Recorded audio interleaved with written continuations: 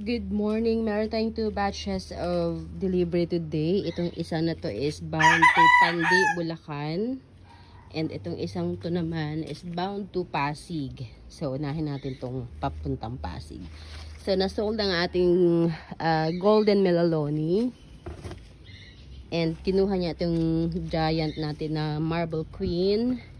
And yung ating giant din na yung pagkalaki-laki natin na epi flame. Yan, nasold na kay madam ang epi flame natin. Ito namang bound to Pandi, nasold na or kinuha niyang ating radicans.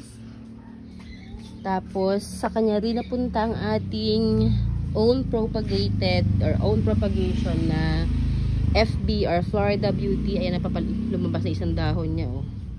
Bongga na to. And isa ring Epiflame. Actually, ang gusto ni ma'am is yung Epiflame na to, kaso lang nauna si taga Pasig. So, in-offer ko na lang sa kanya isang flame natin na mas smaller yung size at syempre mas lower ang price. And to my surprise, ang ganda ng tindig nitong isang to, oh. Oh. Ang ganda ng kulay. Tuwa ako sa kulay.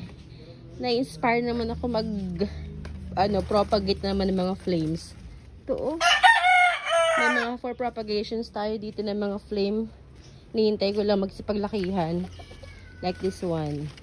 Ito is sunburst naman ito. Medyo sila, nakakalito pero mas striking ang color ng sunburst kaysa kay flame. So yun, packing na tayo. Kasi medyo malayo-layo itong isa. And yun, thank you so much sa mga umorder. Maraming salamat po sa uulitin. Abang-abang na sa post natin sa mga naghahanap dyan.